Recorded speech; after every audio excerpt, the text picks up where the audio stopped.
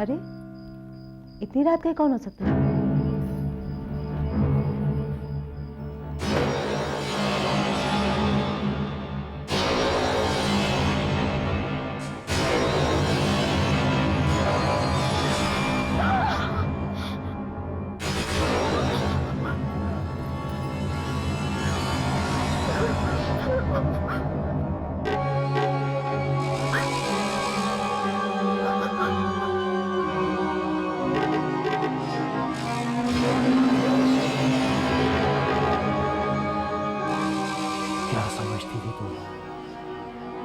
कि मेरे मृत्यु कुंड से भागकर तू जीवित रह पाएगी? नहीं, तू कभी जीवित नहीं रह सकेगी। तुझे मरना होगा। क्या समझती थी तू कि यहां तुझे सुरक्षा मिल पाएगी? नहीं, तू कभी सुरक्षित नहीं रह सकती। लेकिन तुम इसे क्यों मारना चाहते हो? क्यों? क्या बिगाड़ा इसने तुम्हारा? क्यों हमारे दुश्मन बन गए हो? मैंने कहा ना कि जो भी मेरे और मेरे लक्ष्य के बीच में लगा, वो मेरा सबसे बड़ा दुश्मन, सबसे बड़ा शत्रु है। और ये लड़की मुझे उन बच्चों से अलग करना चाहती थी, जो मैं कभी स्वीकार नहीं कर सकता, कभी नहीं। लेकिन वो बच्चे हमारे हैं। वो बच्चे हमारे हैं। क्यों निर्दोष बच्चों की जान लेना चाहते हो? क्या दोष है उनका? उन्हें हमारे हवाले क्यों नहीं कर देते? नहीं, कभी नहीं। वो बच्चे अब चंडालिका की शरण में हैं। और अब उनको उनकी मृत्यु ही मुझसे अलग करेगी। नहीं, मैं तुम्हें ये पाप नहीं करने दूंगी। समझे तुम ऐसा नहीं कर सकते। मैं उस बच्चे को यहाँ से सुरक्षित लेकर नहीं जाऊंगी। कौन उन्हें यहाँ से सुरक्षित लेकर जाएगा? तू या तू? फिर से बोल, क्या बोला तूने? हमें इसके मुंह लगने की कोई जरूरत नहीं है। इस हैवान के इरादे खतरनाक लगते हैं मुझे। हाँ, मैं खतरनाक हो चुका हूँ। मैं यहाँ सबको मौत की नींद सुलाने आया हूँ, ताकि तुम लोग मेरे कार्य में बाधा न डाल सको। वो दो मूर्ख जो मुझे जंगलों में ढूंढने की कोशिश कर रहे हैं, कल तक उनकी लाश भी यहाँ पहुंच जाएगी। लेकिन उनसे पहले मुझे तुम्हारे प्राण चाहिए। नहीं, नहीं आदर्श मालूम नहीं। नहीं, तुम लोगों ने मुझे बहुत दुख, बहुत कष्ट दिए हैं। देवी की सौगंध, अब मैं तुम्हें कभी माफ नहीं कर सकता, कभी नहीं।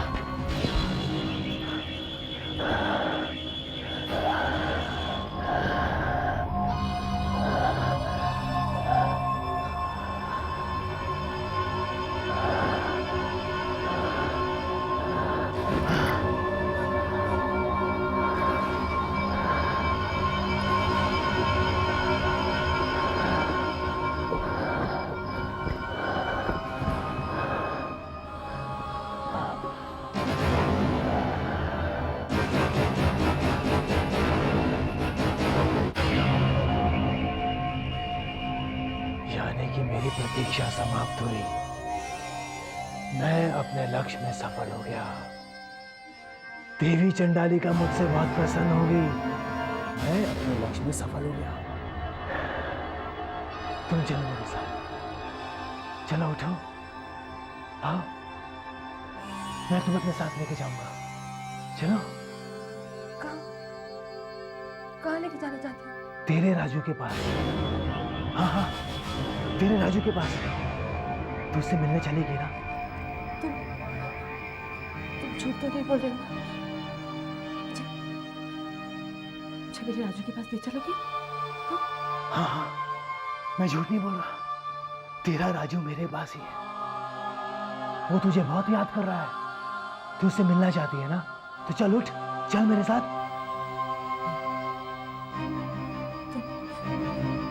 तुम झूठ बोल रहे हो। राजू तुम्हारे पास नहीं है।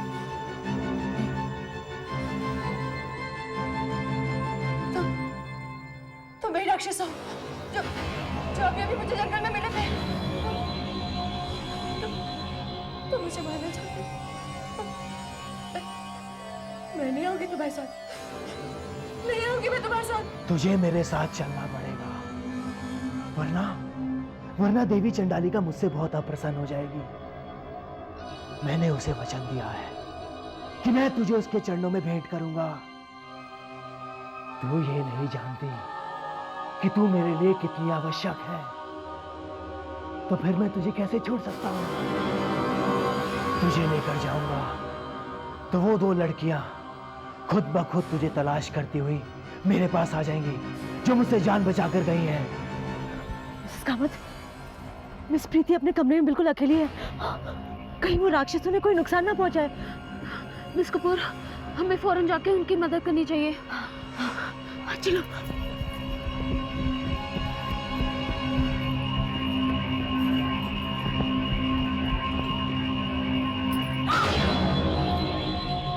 मिस प्रीति, मिस प्रीति, यहाँ तो कोई नहीं है। ओह गॉड, कहाँ चली गई होगी?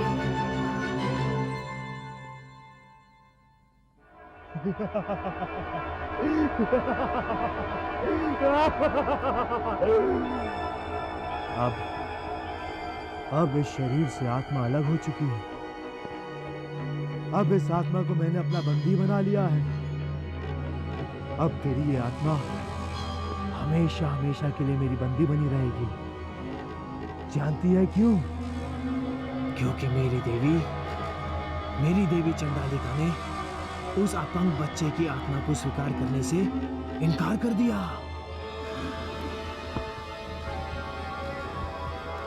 अब तू ही बता कि मैं वो 40वीं आत्मा कहां से लाता? तो मुझे क्षमा कर देना। मजबूर होकर मुझे तेरे प्राणों की आहुति देनी पड़ी। जानती है किस लिए? क्योंकि मेरी देवी को उस आत्मा की आवश्यकता थी जिसका उस अपंग बच्चे से खूनी संबंध हो। हाँ, और मैं ये अच्छी तरह से जानता हूं कि उस बच्चे ने तेरी ही कोख से जन्म लिया है। हाँ, तेरी ही कोख से जन्म लिया है। वो तेरा ही खून है। उस बच्चे की कमी पूरी करने के लिए मुझे तेरी आत्मा की आवश्यकता पड़ी। हाँ, अब मैं अमर हो जाऊंगा। हाँ, मैं हमेशा के लिए अमर हो जाऊंगा।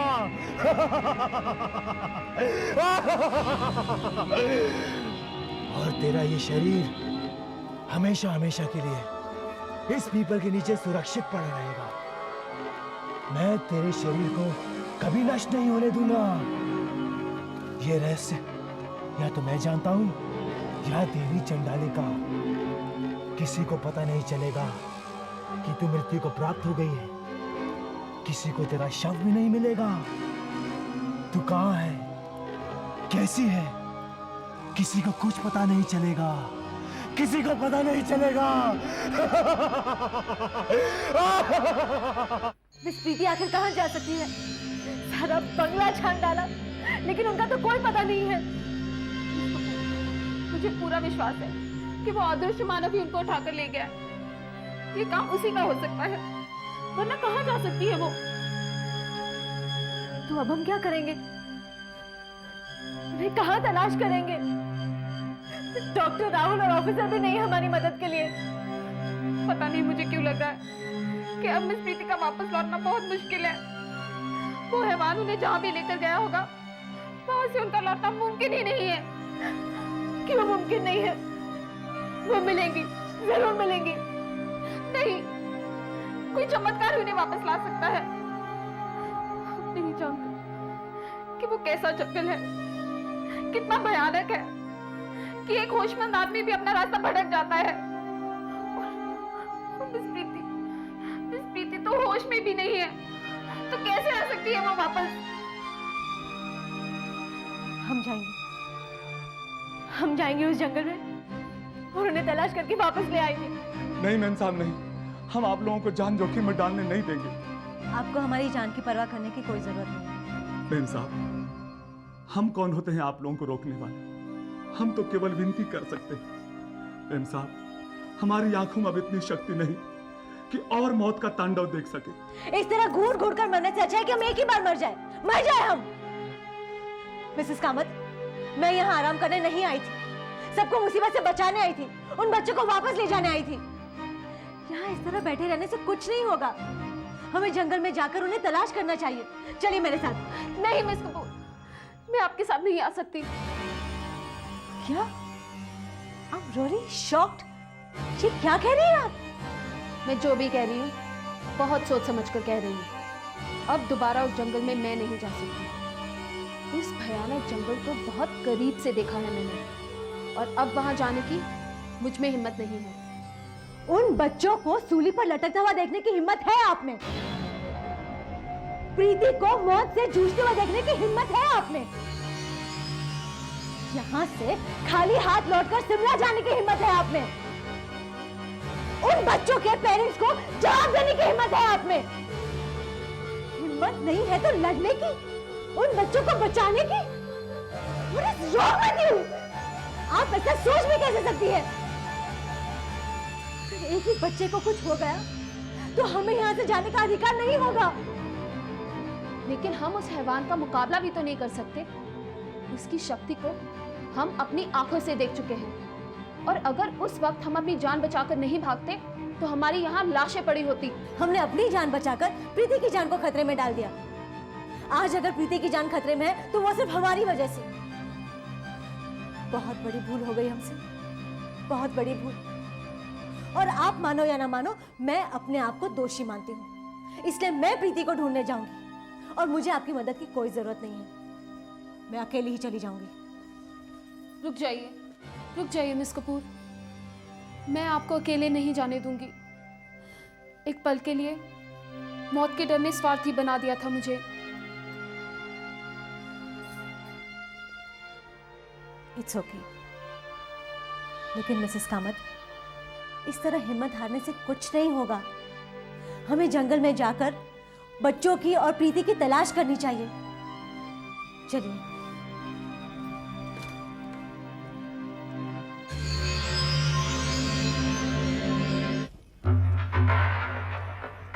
हमें जल्द से जल्द जंगल पहुंच जाना चाहिए। भगवान करे कि मिस प्रीति हमें सुरक्षित मिल जाए। ये दुनिया है बाग बगीचे, तू ही इसका माली। ये दुनिया है बाग बगीचा, तू ही इसका माली। तेरी तमन्ना होगी पूरी, मुंह तो जरा रखो। मिस कपूर, ये वही कलंदर बाबा है जो हमें उस जंगल के रास्तों के बारे में बता सकते हैं। ये वहाँ के सारे रास्ते जानते हैं। Are you sure ये वही कलंदर बाबा है? कहीं ऐसा तो नहीं कि कलंदर बाबा के फेस में कोई और है? मैं अच्छी तरह से जानती हूँ, कलंदर बाबा हमेशा यही गाना गाते हुए गुजरते हैं। इस जंगल में भटकने से तो अच्छा है कि हम इनकी मदद ले लें। और ये तो और भी अच्छा हुआ कि ये हमें जंगल पहुँचने से पहले मिल गए। बाबा! बाबा! बाबा! बाबा! बाबा!